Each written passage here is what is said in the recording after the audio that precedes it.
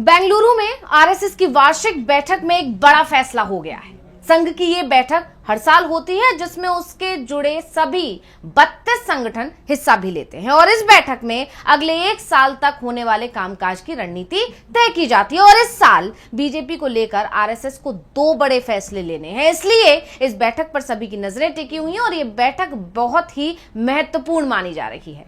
तो इसमें से अगर 2 बड़े फैसलों की बात की जाए तो पहला बीजेपी अध्यक्ष पद को लेकर है, क्योंकि बीजेपी अध्यक्ष जेपी नड्डा का कार्यकाल खत्म हो चुका है और संघ ये तय कर चुका है कि उसे ना तो अब जेपी नड्डा चाहिए अध्यक्ष के रूप में फिर से और ना ही नड्डा जैसा कोई दूसरा अध्यक्ष बीजेपी का बनना चाहिए।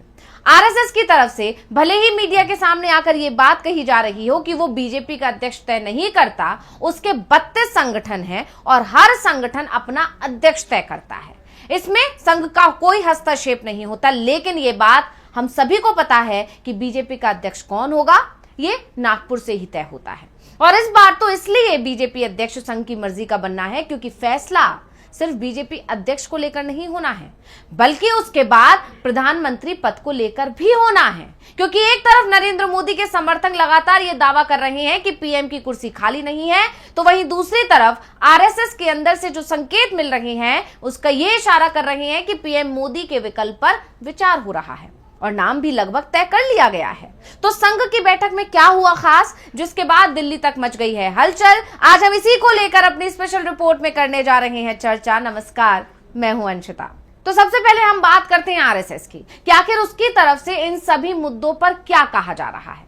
राष्ट्रीय स्वयंसेवक संघ के सह सरकार्यवाह अरुण कुमार का एक बयान आया। उन्होंने कहा कि बीजेपी के राष्ट्रीय अध्यक्ष के चुनाव में संघ की कोई भूमिका ही नहीं रहती है, इसके लिए कोई समन्वय बैठक नहीं होती है। अरुण कुमार ने बताने की कोशिश की है कि बीजेपी में क्या हो रहा है। इस पर आरएसएस ज्यादा ध्यान नहीं दे रहा है, लेकिन जिस तरह के हालात इस समय दिखाई दे रहे हैं, आरएसएस की बैठक में बीजेपी अध्यक्ष जेपी नड्डा और पार्टी के महासचिव बीएल संतोष जिस तरह से हिस्सा ले रहे हैं, उससे एक बात तो साफ हो गई है कि संघ जो कह रहा है वो झूठ तो नहीं है तो पूरा सच भी नहीं है। और जो चर्चा चल रही है वो सिर्फ जेपी नड्डा को लेकर नहीं हो रही है, बल्कि नरेंद्र मोदी को लेकर भी हो रही है। ये बात तो बीजेपी को भी पता है कि उसके अंदर पहली कतार के नेतृत्व में बदलाव की भूमिका संघ ही तय करता है और उसे पार्टी को स्वीकार करना भी पड़ता है। आपको याद होगा 2014 के लोकसभा चुनाव जब हुए, उससे पहले बीजेपी के एक दिग्गज नेता लालकृष्ण आडवाणी की तरफ से एक बार और अपनी दावेदारी पेश की जा रही थी। बीजेपी आडवाणी के नेतृत्व में 2009 का चुनाव हार चुकी थी, लेकिन आडवाणी के समर्थकों का कहना था कि 2009 में माहौल कांग्रेस के पक्ष में था। तो 2014 के चुनाव से पहले देश का माहौल कांग्रेस के विरोध में दिखने लगा था। बीजेपी को अपनी जीत साफ साफ दिखाई दे रही थी, इसलिए आडवाणी की तरफ से दावेदारी पेश की जा रही थी। यानी आडवाणी चाहते थे कि 2014 का चुनाव उनके नेतृत्व में लड़ा जाए, लेकिन संघ ने आडवाणी को किनारे लगा दिया और पार्टी को मैसेज भेज दिया कि अब आडवाणी का दौर समाप्त, यानी कि खत्म हो चुका है और अब आगे की तरफ देखना है। संघ के पसंद से नरेंद्र मोदी के नाम पर मोहर लगा दी गई और मोदी को पहले बीजेपी ने 2014 के लोकसभा चुनाव के लिए पार्टी का स्टार प्रचारक बनाया और फिर उन्हें ही प्रधानमंत्री पद का उम्मीदवार भी घोषित कर दिया। जबकि उस समय बीजेपी के अंदर मुरली मनोहर जोशी, सुषमा स्वराज, नितिन गडकरी, शिवराज सिंह चौहान, वसुंधरा राजे सिंधिया जैसे कद्दावर नेता नरेंद्र मोदी के नाम का खुलकर विरोध कर रहे थे। लेकिन आरएसएस के आगे किसी की नहीं चली। आरएसएस फैसला ले चुका था और उसके आगे सबको झुकना पड़ा। आरएसएस के इशारे पर बीजेपी में नया नेतृत्व सामने आया और अब संघ की तरफ से एक बार फिर से बीजेपी के नए नेतृत्व की तलाश शुरू कर दी गई है। तो बीजेपी में इस समय सबसे ज्यादा चर्चा अगर किसी चीज की हो रही है तो वो अध्यक्ष पद को लेकर ही चल रही है। लेकिन संघ के निशाने पर सिर्फ अध्यक्ष पद ही नहीं है, अध्यक्ष पद की जगह अब सीधे सीधे पीएम पद आ गया है। और पीएम पद पर बदलाव से पहले आरएसएस बीजेपी संगठन में बड़े बदलाव की तैयारी में जुट गया है और संघ की बेंगलुरु में हुई जो बैठक है उसमें इसे लेकर बड़ा फैसला भी हो गया है। पहला अध्यक्ष पद को लेकर और दूसरा है प्रधानमंत्री पद को लेकर। और ये कहा जा रहा है कि बीजेपी अध्यक्ष जेपी नड्डा को इस बदलाव के बारे में सूचना भी दे दी गई है। दरअसल बीजेपी हाईकमान को भी इस बात का एहसास है कि संघ अब हाईकमान ही बदलने की तैयारी में लग गया है, इसलिए पीएम मोदी और गृह मंत्री अमित शाह की कोशिश है कि जेपी नड्डा को एक कार्यकाल और मिल जाए। या फिर बीजेपी का अध्यक्ष पद जेपी नड्डा जैसा ही किसी दूसरे नेता को सौंपा जाए? क्योंकि अध्यक्ष अगर मोदी और शाह के नियंत्रण में होगा तो फिर संघ की तरफ से होने वाले किसी भी ऐसे बदलाव जिसमें पीएम मोदी ही संकट में घिर जाएं, उस बदलाव को रोका जा सके। यानी कि जब अध्यक्ष अगर कंट्रोल में होगा आला कमान के, तो फिर बीजेपी पर कंट्रोल रहेगा और किसी भी तरह के फैसले बिना आला कमान की मर्जी के नहीं लिए जाएंगे। लेकिन आरएसएस के तेवरों से साफ है कि इस बार बीजेपी हाईकमान के दबाव में आरएसएस आने को कतई तैयार नहीं है। पीएम मोदी को लेकर मोहन भागवत खुद नरेंद्र मोदी से बात कर सकते हैं और ये बात नागपुर में होनी है और ये मुलाकात तय भी हो गई है।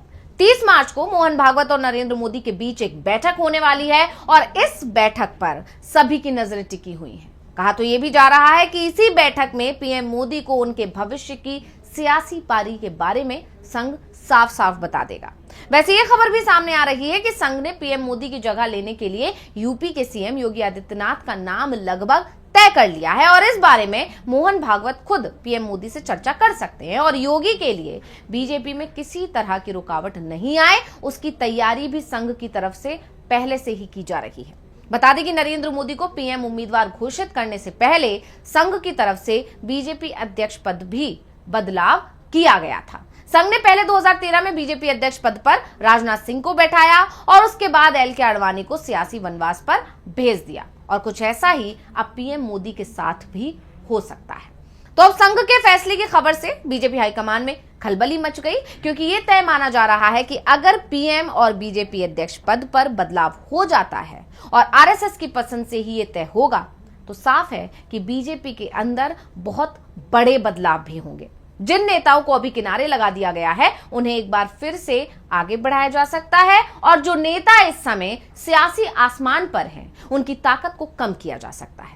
वैसे ये भी कहा जा रहा है कि 27 सितंबर को आरएसएस की स्थापना के 100 वर्ष पूरे होने जा रहे हैं और इस दौरान बीजेपी को तो नया अध्यक्ष मिल जाएगा, लेकिन पीएम पद को लेकर फैसला इसके बाद ही होगा। यानी पीएम मोदी 27 सितंबर 2025 तक पद पर बने रहेंगे और इसके बाद ही उनके नाम पर कोई फैसला होगा।